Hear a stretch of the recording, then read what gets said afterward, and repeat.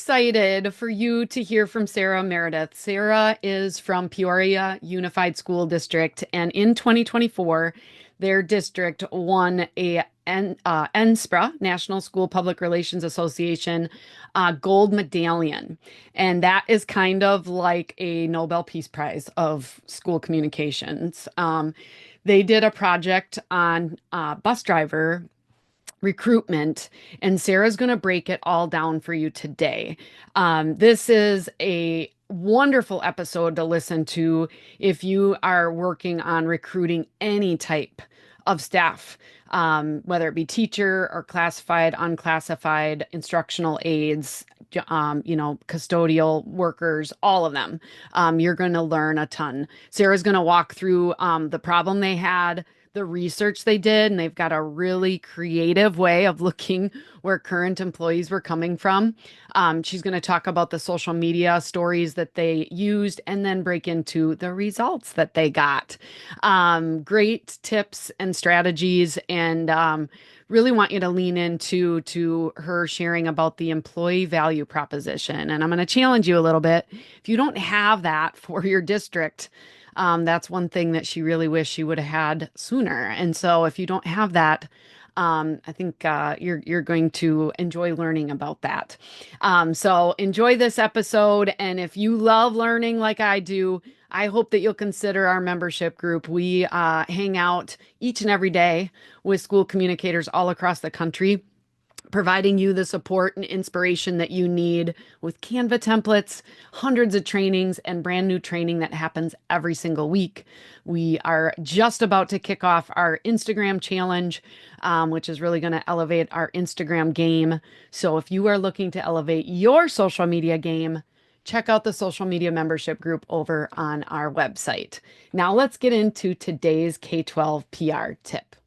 All right, today's K-12 PR tip is on finding trending audio on Instagram. I was recently reminded of this and want to direct your attention when you are on your Instagram page in the Instagram app. There is something called the professional dashboard, which is just right underneath your bio. And once you click on that, you can actually scroll to the bottom, and under tips and resources, there's a whole page that gives you the current trending audio on Instagram. And so right there, I've got a list of, let's see how many I have. I have 50 trending audios that are working right now. And remember, using trending audios on Instagram can help increase your reach on Instagram, right? And so sometimes just finding those trends can be challenging. Once you hit on one of them, it's actually going to show you and let you listen to the music, the track, whether it be a voiceover or whether it be music, but it will also show you the types of videos that were created using that trending audio. So it's a win-win, you guys. Instead of scrolling and trying to think of your next idea, take a look underneath your professional dashboard, scroll on down to trending audio, and I think you're going to save a lot of time and probably produce some pretty fantastic content. All right, now let's get into today's podcast interview with Sara Meredith. We love return guests, and I am so excited to be joined by Sara Meredith today. Hi, Sara. Hi. Sara, you actually joined us back for episode 218. And so for everybody listening, if you didn't get the chance to learn about the communication camp that they do at Peoria Unified School District there in Arizona, you're going to want to go back and listen to that. We're heading into the springtime. It's already going to be time to start thinking about next year. So that would be a great episode. But if they didn't listen, Sara, why don't you just share a little bit about your background and your role as communications coordinator there? Absolutely. I've worked in Peoria Unified going on 8 years now, nowhere near that same amount of time in the communications department. But in my role here in the communications team, I help mostly with recruiting and retaining our staff. So we have the best quality employees for our students and our families.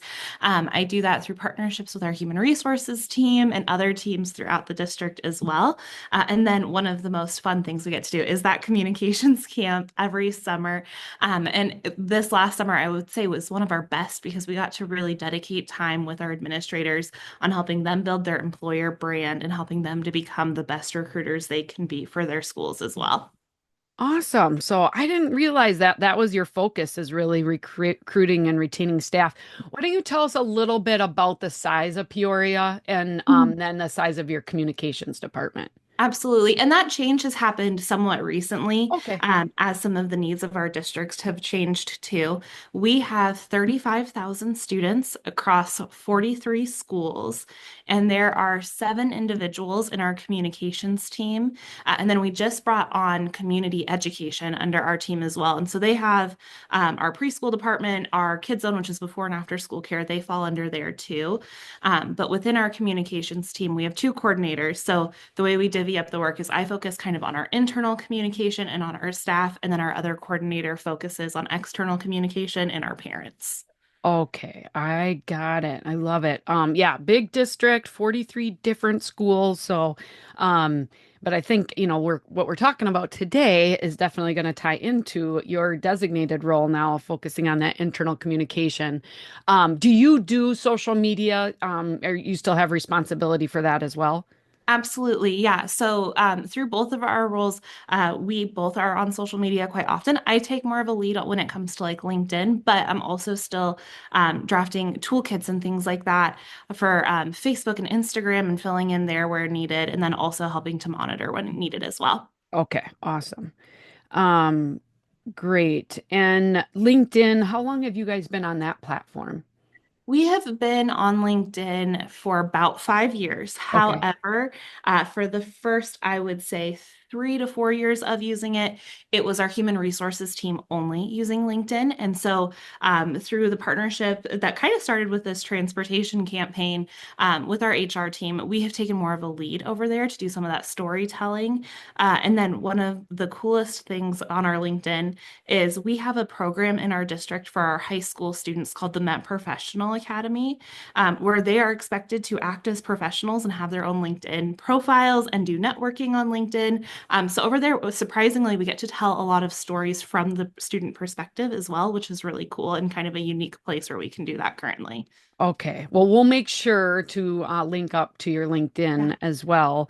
But today we're going to focus on your 2024 Gold Medallion Project. So this is like, I don't know, a Nobel Peace Prize of school social media from Mhm. NSPRA, the National School Public Relations Association.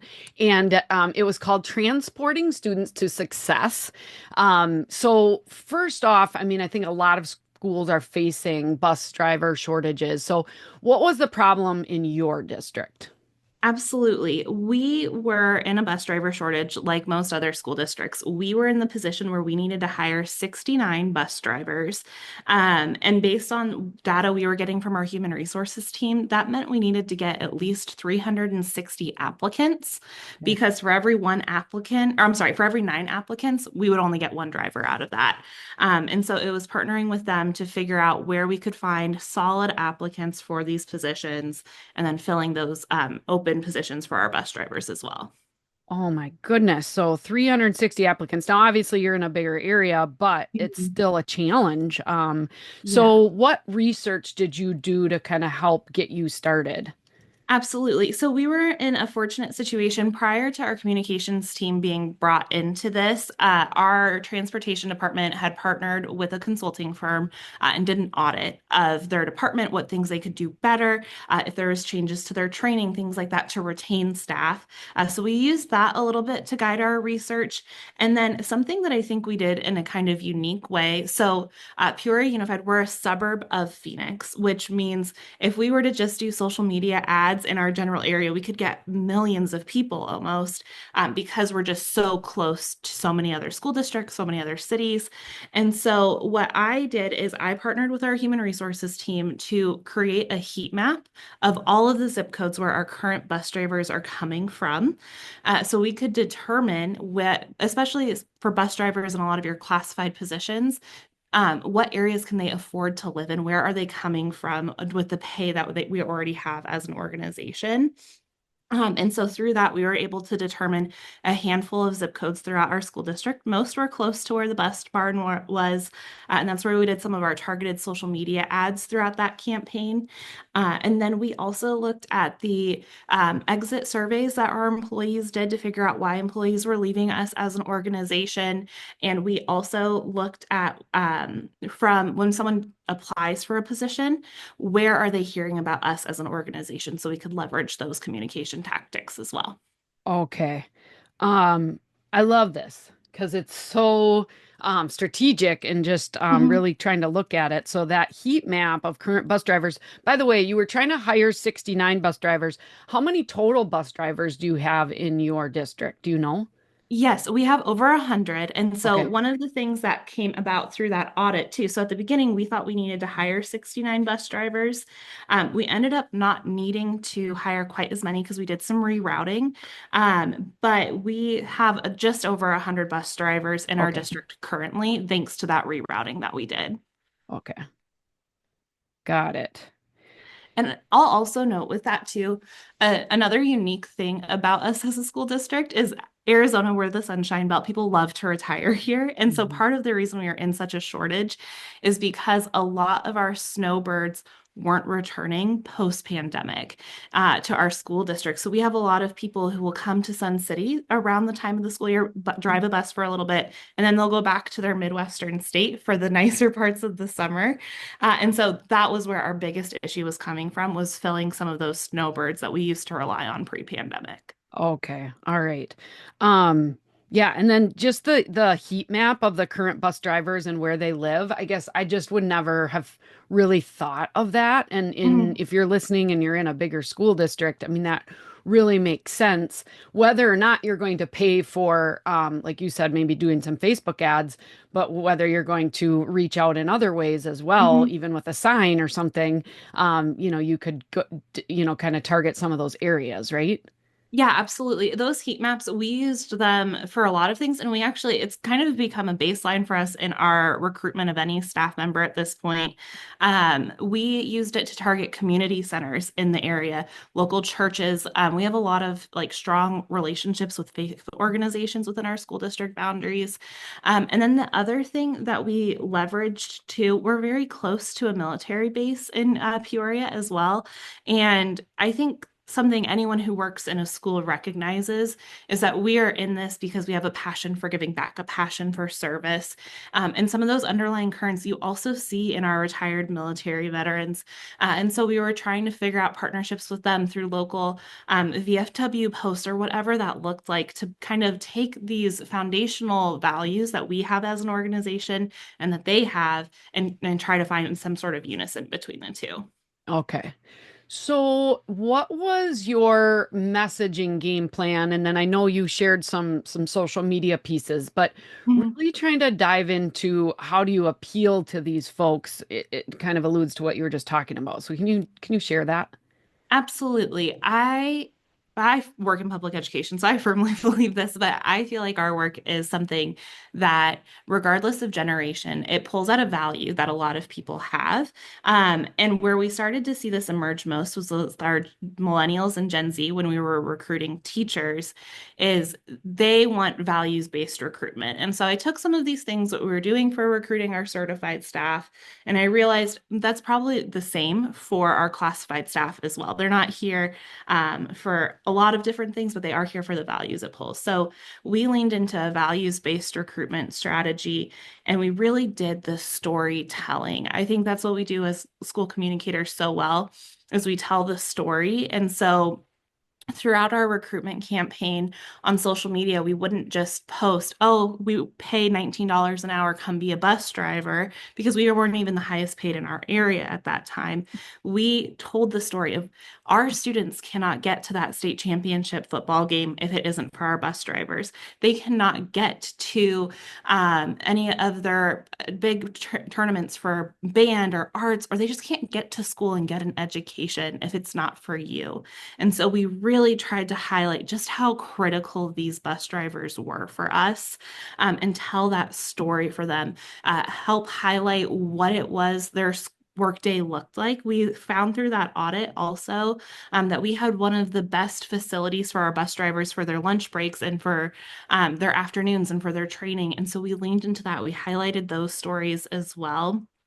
And really, we just tried to tell our community this is a bus driver is more than just, this person who drives kids to and from school every day. They are a critical part of our organization. And through that storytelling, more than just being able to recruit new staff, we've been able to retain more of our bus drivers too, because they feel valued in our organization now as well. Okay.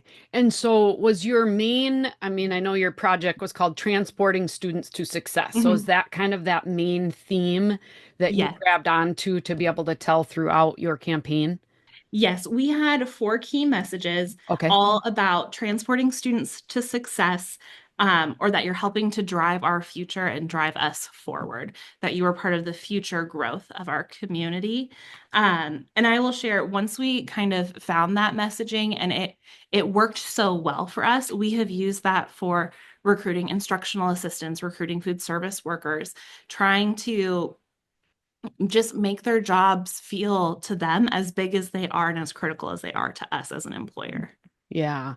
So what did the social media pieces look like? Were they videos? Were they, pictures? Where did you go get the stories? Yeah, absolutely. It was a mixture of all of that. Okay. We were very fortunate. We have a employee recognition campaign that we do each spring called the Pride of Peoria, where the top 1% of all staff are recognized. And we do a long social media campaign with that, with a video per employee who wins, sharing what their kind of celebration looks like. And we had a bus driver who received that award during that time. So we were able to capitalize on that for video. We were able to go out to the bus yard and talk through and get photographs of what their safety protocols look like in the morning. Our bus drivers start their day at about 4 a.m. And so we really tried to show that. So we did it through photo, we did it through video. We did testimonials from our staff. Last school year, we started a firm campaign of Why Peoria Unified, where we ask our employees, why do you choose to work here? And we post those testimonials where possible on social media to help with recruitment, with a photo of that staff member sharing why they love their school or why they love their job. Okay. So you were able to do that with some of your current bus drivers. Mhm. You talked about the safety checks. You also talked about like I'm assuming that you also kind of said, "Hey, this is like can fit around your schedule." Is that Mhm. is that right as well? Yeah, we would put in that messaging that it can work for your schedule. You can add on more. You can work just in the mornings. We tried to weave that in where appropriate too. We didn't do as much of that as we had done in campaigns in the past, just because we were at such a critical point of needing to hire full-time bus drivers. But we did weave Okay. that in once we were getting closer to our goal. Okay. So, do you still have the handout that I could put in the show notes from your Absolutely. roundtable? I just want to give a shout out to the roundtables. The next NSPRA seminar is coming up in July of 2025. It'll be in Washington, D.C. I will see you there. But Sarah actually did one of the roundtable sessions, and Mhm. that happens on Wednesday. And you guys, I think those are the best sessions of the whole time. It's 20 minutes and you get to 20 minutes at a time and you get to go to some different tables. But that's where I learned about this. And then I'm like, Sarah, I gotta have you back on Yeah, so we can share this as well. But yeah, if we can share that a link to that document, that'll be helpful. absolutely. Yeah. Okay. So what were the results? I mean, I'm guessing your plan worked because you did get a gold medallion and that's a big recognition. So what kind of results did you get?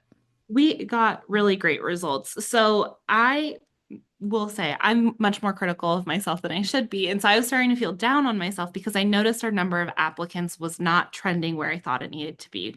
We are way below the number of applicants. And then we were in a meeting one day and we got the news that we had 9 bus drivers over what we needed for the first day of school.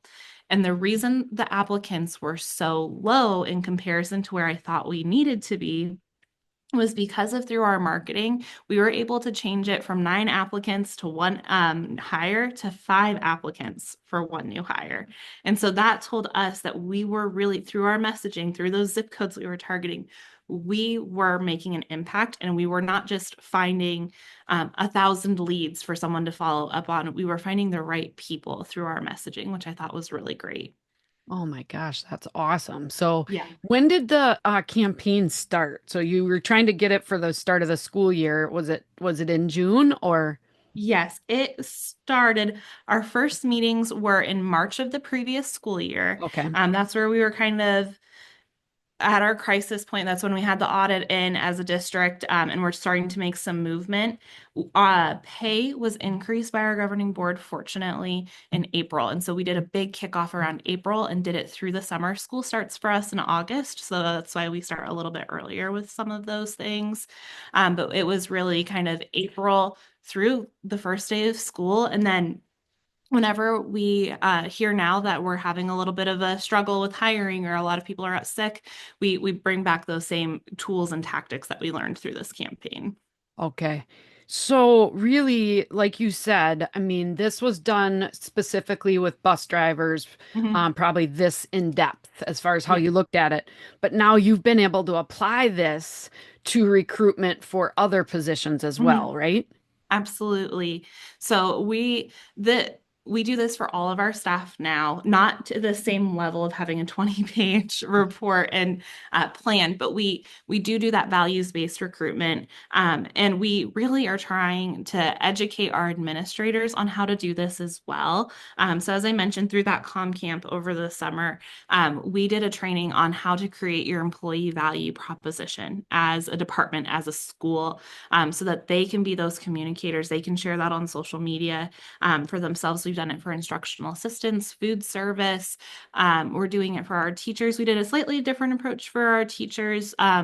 Just because we have some different data for them, but it has been successful for us, especially moving to that storytelling and sharing the values of us as an organization to our employees. Yeah. Oh, that's incredible. So, looking back, is there Mhm. anything that you think you would have done differently with this project or, anything for our listeners to learn from? Absolutely. I think if I had an opportunity to start this all over, I think I would have spent a lot of time building that employee value proposition earlier on in the campaign. Okay. That kind of came to us towards the end of it once we were getting positive feedback. But I feel like my messaging could have been so much stronger from the start if I had that clear employee value proposition, which for organizations who maybe don't have that or haven't spent as much time in kind of building a recruitment strategy, that is just basically your 30-second elevator pitch of why someone should work for you as an organization. And in Peoria Unified, ours is that it is an investment in the future, both yours and our communities, where you'll receive competitive compensation and our employees are known, valued, cared for, and challenged to reach their full potential. And so if I had had that earlier, I think I would have woven that in and had a stronger message earlier on. And then the other thing I would have done better too is starting out with a really strong retention plan at the same time, for our current staff. Because if you can have the best recruiting plan and marketing and put hundreds and hundreds of dollars behind social media ads, but if you're not retaining your staff, you're never kind of filling that gap again. And so just kind of investing more of that time in the retention piece too. Okay. And so I'm assuming once you got the applicants that you got, then you really started to focus on, okay, now how do we retain them? We have, and there has been some turnover in our transportation department since we started this plan. And so we're putting more effort and energy into that again now of how can we retain our staff. Especially from a communicator's lens, one of the things we noticed is our hourly classified staff are the least likely to read any of our communication. So we as a team right now are trying to find ways to better communicate with them because they're not on a phone, they're not on email throughout their workday. So how do we overcome that barrier to increase our communication with them is something we're trying to work through right now too. Okay, that makes sense. Um, what about things that just were so glad that you did, or the best, advice out of this whole process, for our listeners? Absolutely. I think the heat map, I think, is kind of still a really cool thing that we did that was a little innovative. I think that was one of the best things to come out of it, because it really caused us to question some of our preconceived notions about where our employees were coming from. And so it really pushed our limits on that, and I was grateful for it. But then also, my best advice is really working with your human resources team to determine what is that employee value proposition. Mhm. Why should people come to work for you?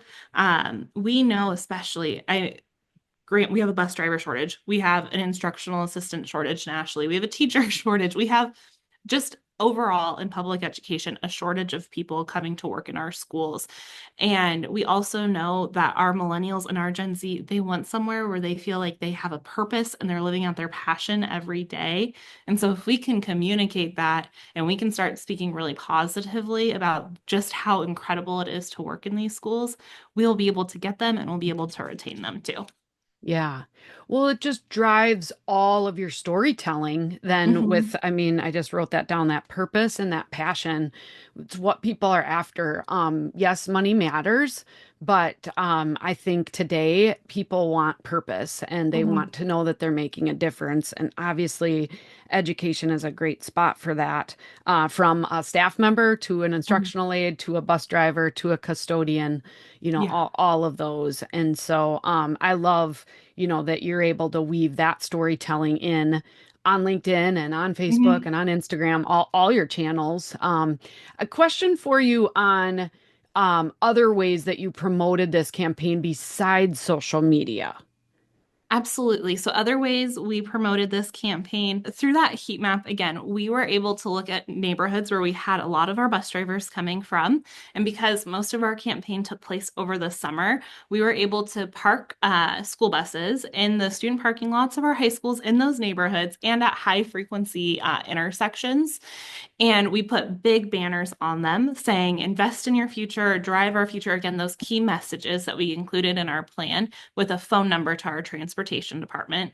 That was incredibly effective. We're fortunate that we have our schools on really high frequency intersections in some cases, or just places where there's a lot of people driving by.